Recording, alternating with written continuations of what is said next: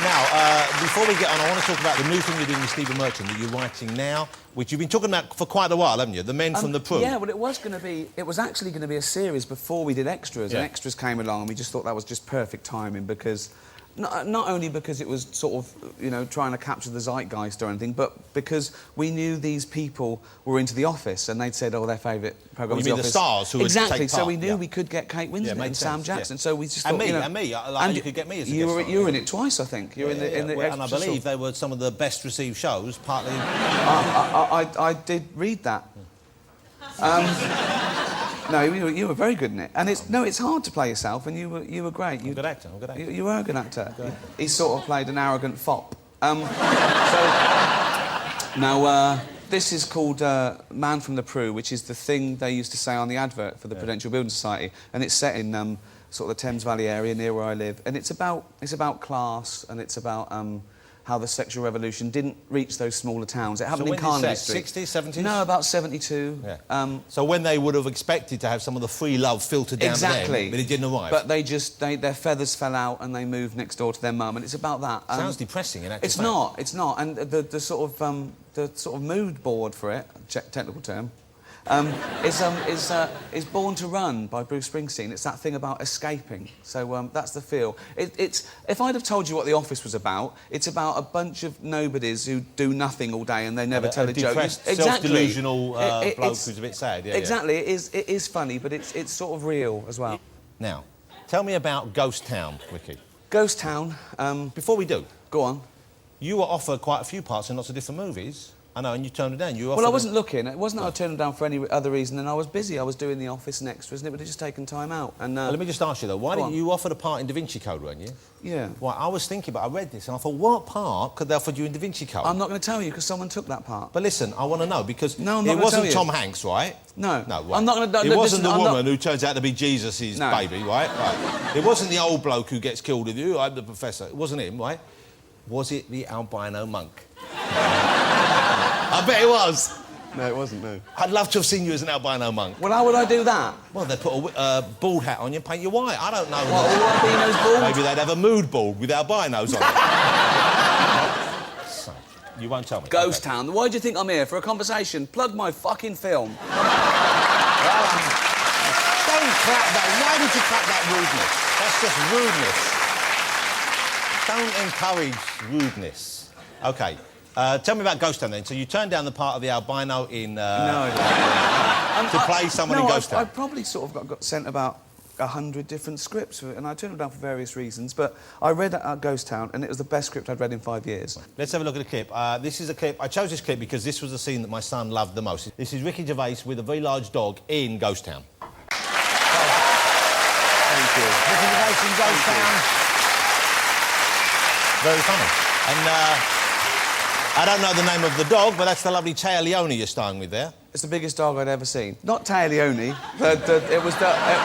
It was absolutely huge. That's a great shot there. Look at that. You should have that as your publicity. Yeah. Oh, like Eddie Large. Oh. I have a bone to pick with you. Because you were involved in the early stages of the film, you could have changed stuff about your character if you wanted to, couldn't you? Well, why did you make your character... Because we give this away, it's not a big plot point to give away, so part of the film is something happens to Ricky's character and he sees dead people, don't you? Yes. We can give that away. It's a kind of fantasy, and it's a romantic fantasy. Yeah, I go in for a routine operation, an embarrassing one, but I die for a few minutes and I come back and I can see ghosts. Now, you can see what Ricky's wearing there. That isn't the first half of an albino suit he's wearing there. He's got that on because he plays a dentist in it. Now, you know what Americans are like about teeth, ladies and gentlemen. They're obsessive about teeth. I think that's and I'll be honest with you, I don't think anyone in New York would go and see a dentist with teeth that are as bad as yours.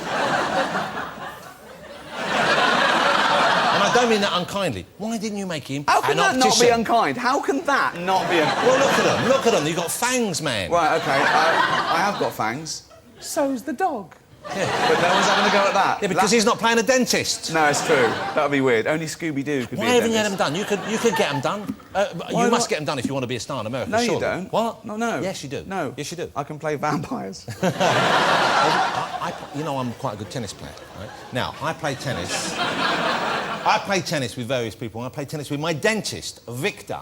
And every time I play tennis with him, if I mention I'm seeing you or I'm doing something to do with you or I'm seeing a movie you're in or something like that, he goes, can you have a word with him about his teeth? Those teeth, I could fix those teeth like that. I could get them done quickly. What would he do to them? Well, I've got him here. I brought him in to meet you. Victor, will you come in? This is Victor, my dentist, ladies and gentlemen. Come round the front here, Vic. Come round the front here. Come round here. This is Victor. Don't worry. He doesn't dress like a mafia boss when he's doing your teeth. Victor, now, this is Ricky. Tell me what you've told me about those teeth of his. How could you fix them? Well, first thing, open wide. Don't worry, he has trouble keeping his mouth shut anyway, so that's... That's interesting.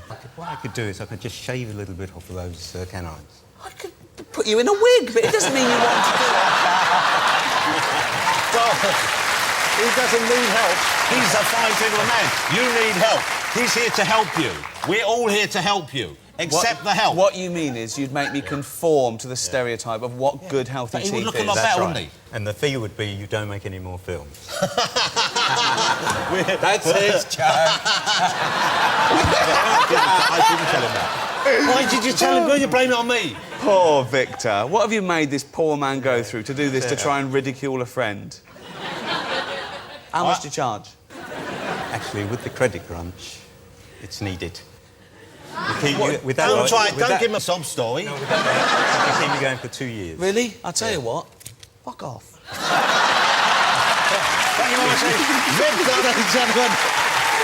Victor. Look at that. He gets a big round of applause from me.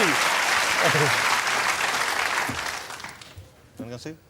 Is that your dentist, is it? Yeah. Now you've got free work, haven't you? Now you've, like, given an advert. No. Yeah. Right. You don't need it, do you? No. Work on the nose first.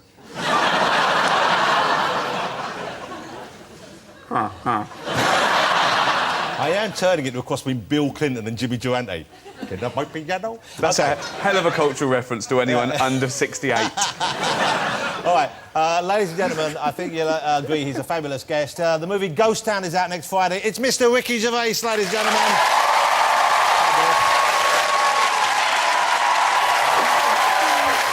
Ricky Gervais.